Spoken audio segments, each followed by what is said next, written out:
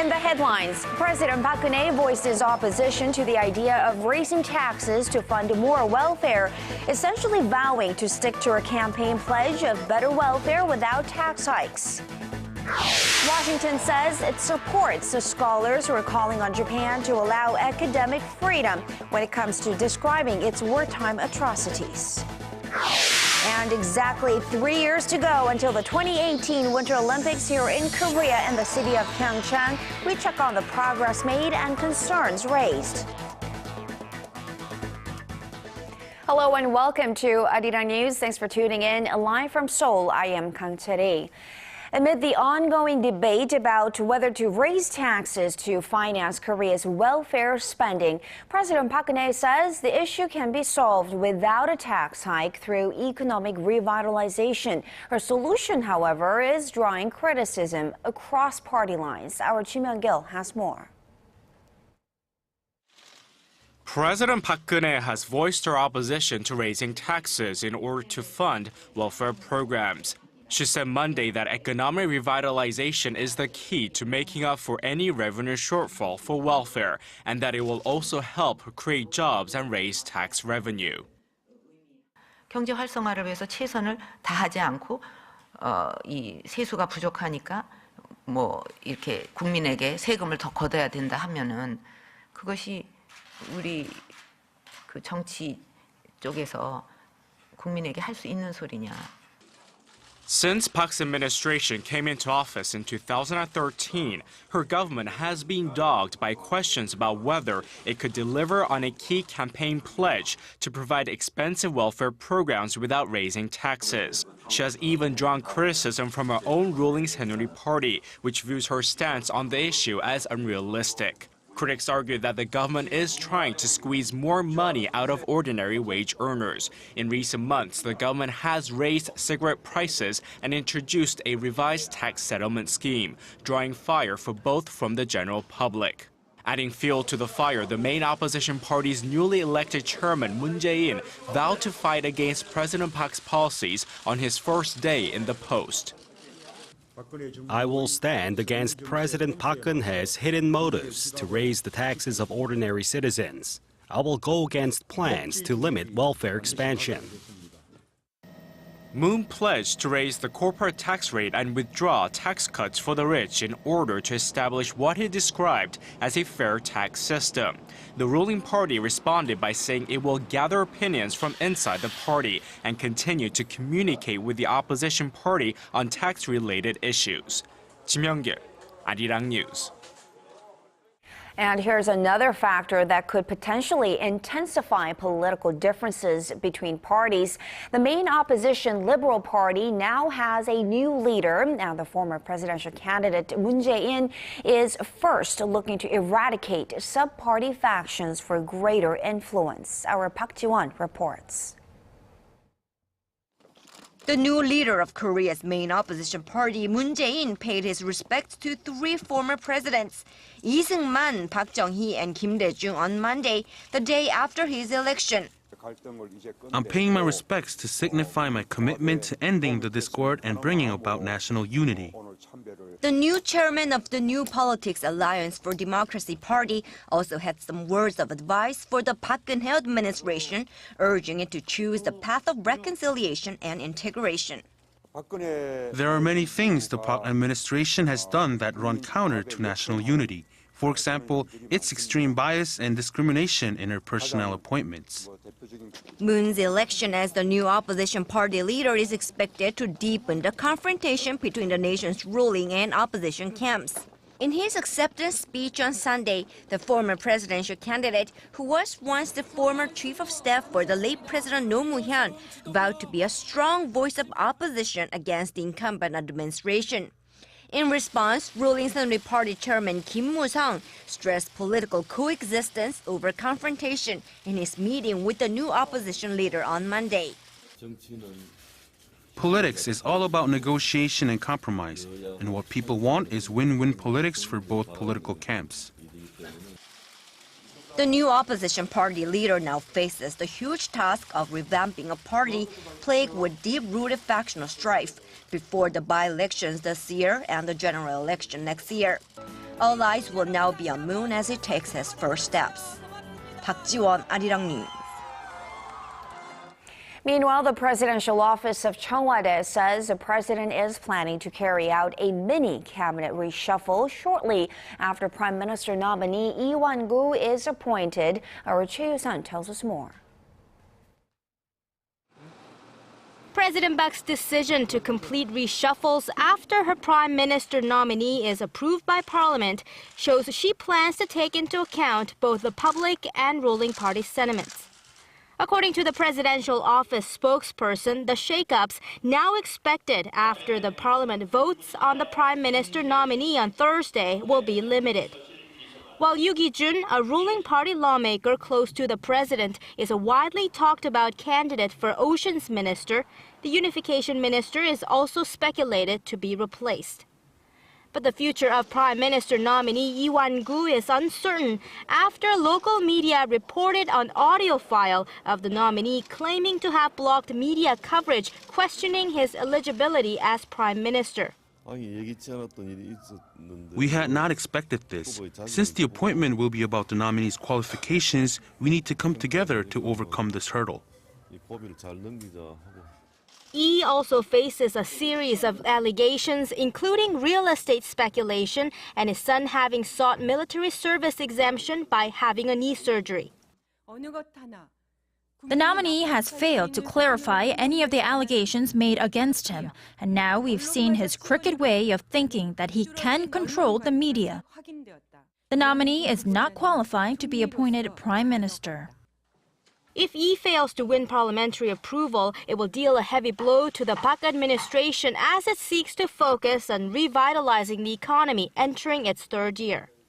And the presidential office's relationship with the ruling party, which has called for reforms in the administration, will also depend on whether the presidential chief of staff will be dismissed and who will be named as the president's new political advisors. Choi Yoo-sun, ARIRANG News.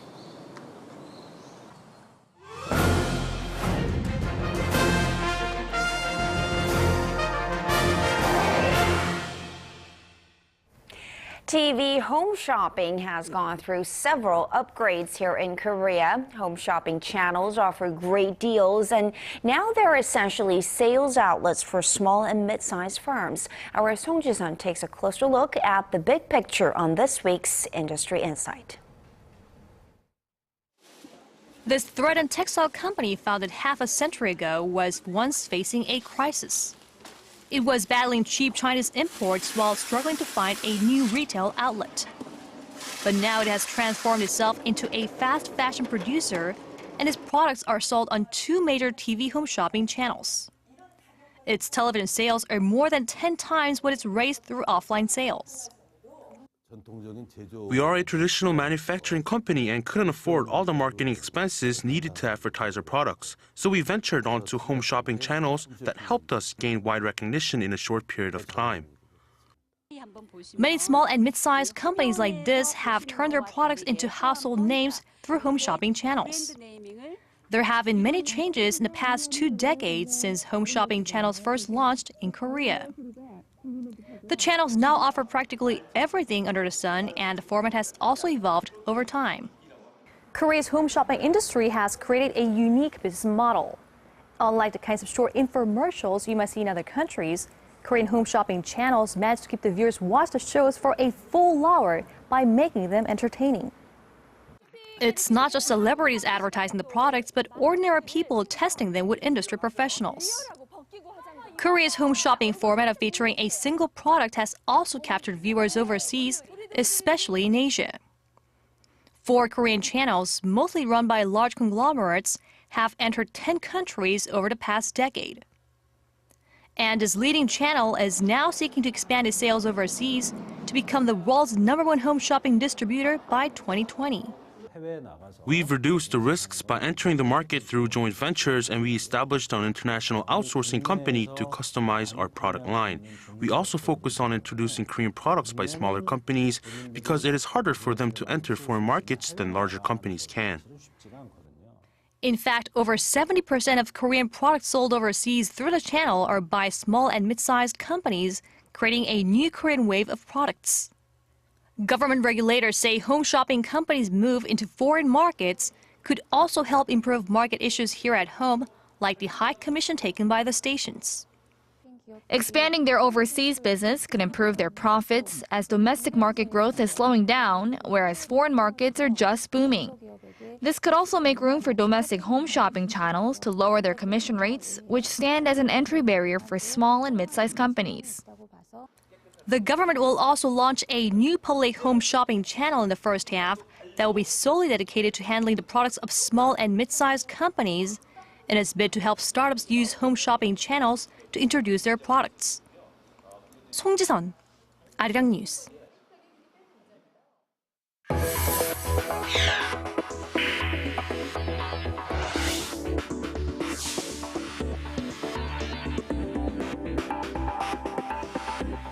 The United States has reiterated that it welcomes a dialogue with North Korea only when the regime is serious about getting back to denuclearization. Speaking to reporters in Seoul Monday, U.S. Deputy Secretary of State Tony Blinken said it's important to sustain international solidarity in pressuring North Korea. On the question of deploying an integral part of the United States missile defense system called THAAD to South Korea, he said there is no decision or active discussions on the issue with the South Korean government. This is Blinken's first overseas trip as the Deputy Secretary of State and the third visit to South Korea by a senior U.S. official in recent weeks. Japanese Prime Minister Shinzo Abe is reportedly giving shape to how his party plans to revise the country's constitution. Items subject to amendment will be chosen during the regular session with the goal of passing the final bill by next fall. Our Son Jang-in has more details.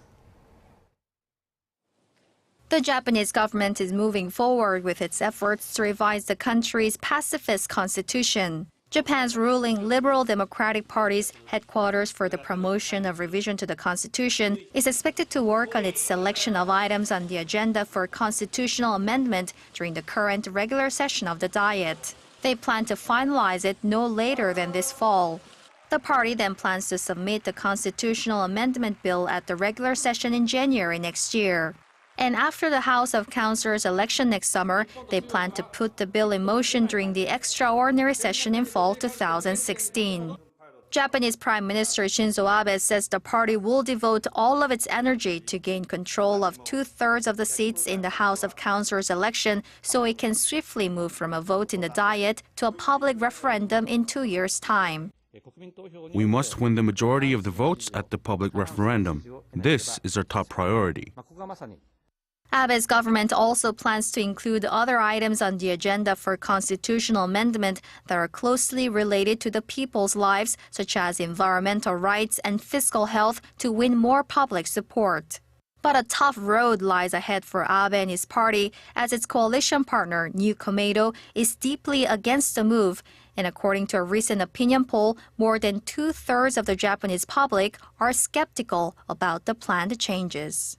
Son Jang-in, ARIRANG News. The United States says it supports the scholars who are calling for more academic freedom from the Japanese government when it comes to describing Japan's past wartime atrocities. Will this apply more pressure on Tokyo to face its past wrongdoings? Our Connie Kim tells us more. The U.S. government has lent its support to a group of U.S. historians who have been protesting Japan's attempts to whitewash history. The State Department told Seoul-based Yonhap News Agency Sunday that it strongly supports academic freedom as part of the foundation of a democratic society. It urged Tokyo to approach its historical wrongdoing through healing and reconciliation.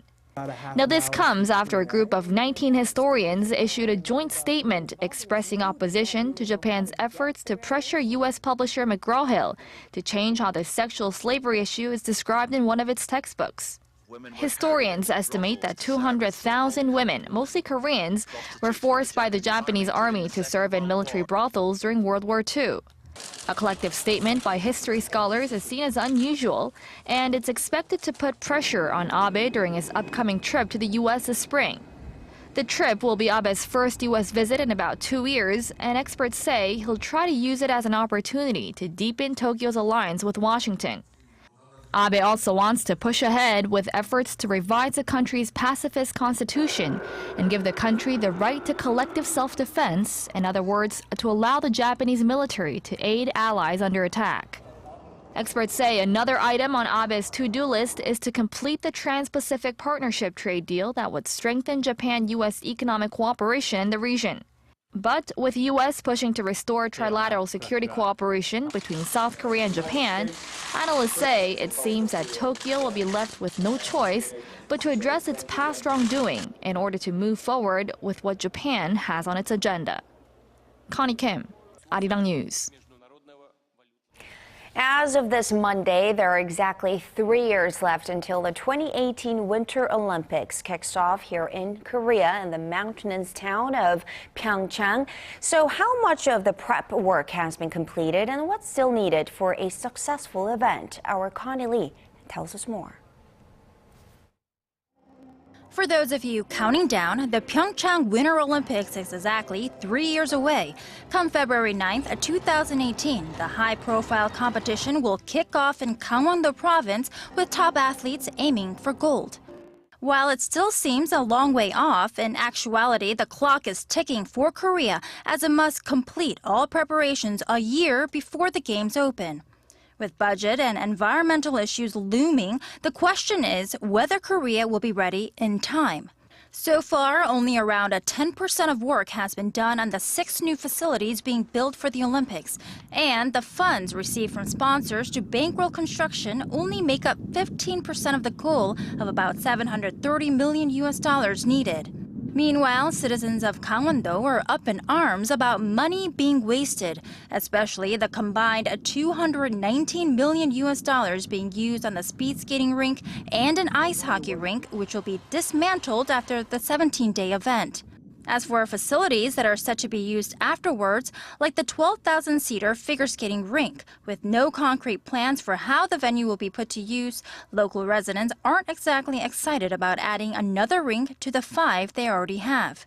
Pyeongchang officials say Korea will be ready in time, but hopes linger that more practical plans will be implemented soon enough. Connie Lee, ARIRANG News.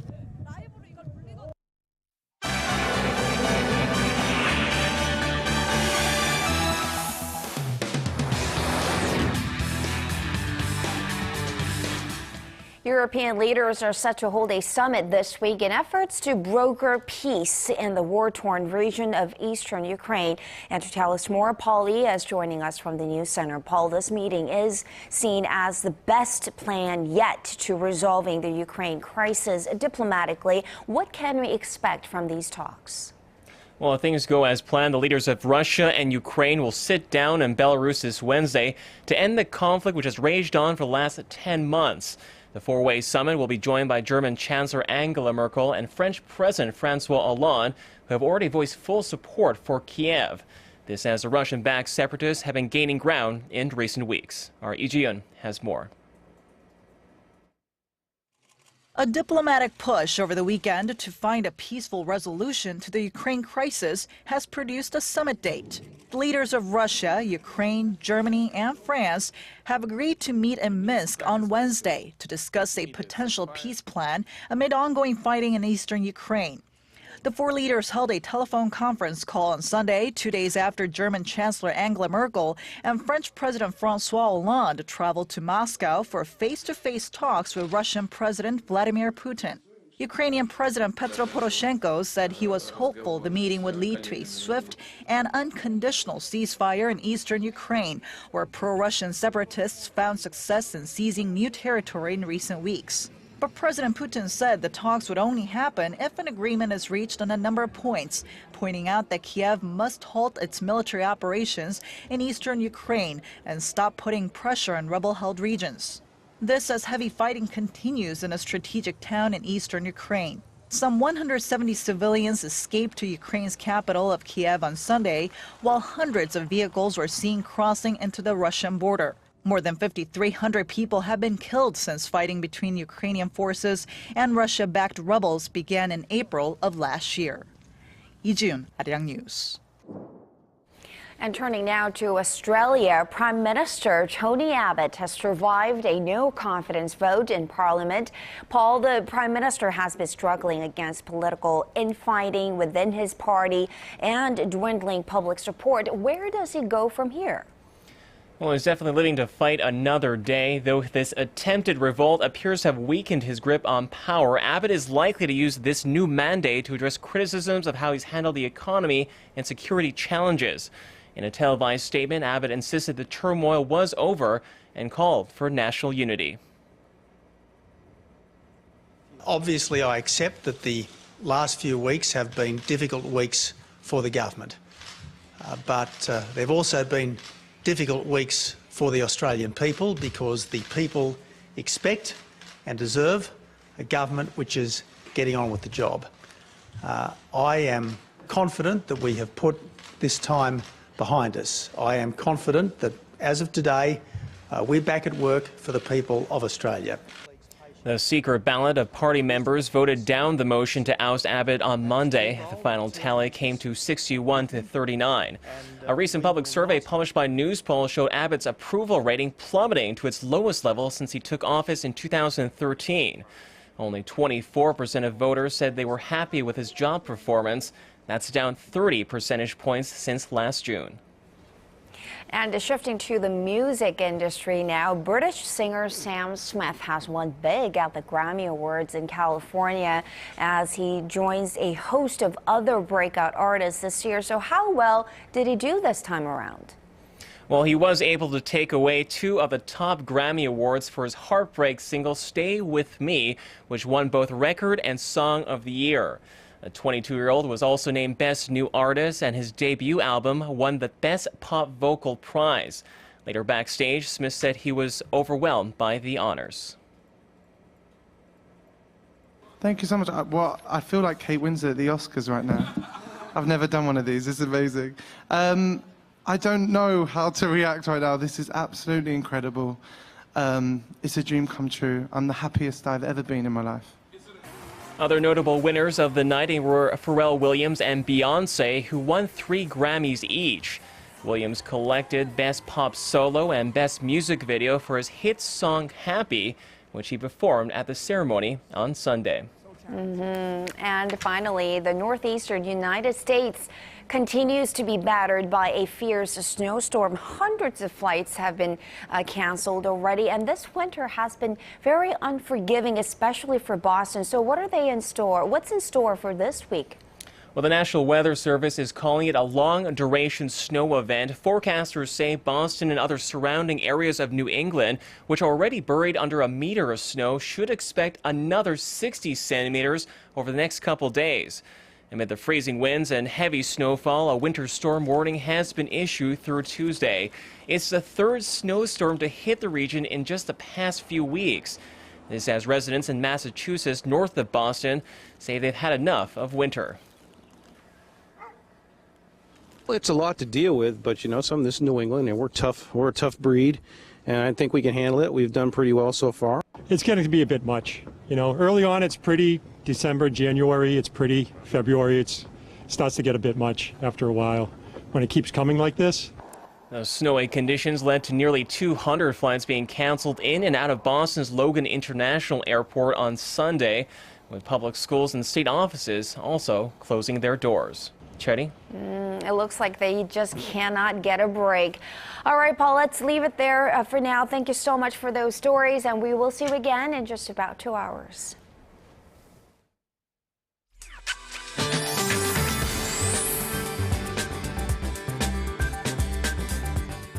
Hello and welcome. I'm Kim Bo-kyung with your weather forecast. At the moment, some unexpected heavy snow is falling here in the capital, which is causing frustration on the roads. And it looks like another centimeter will drop over Seoul as well as parts of Gyeonggi-do and Chungcheongbuk-do province before it comes to an end later tonight.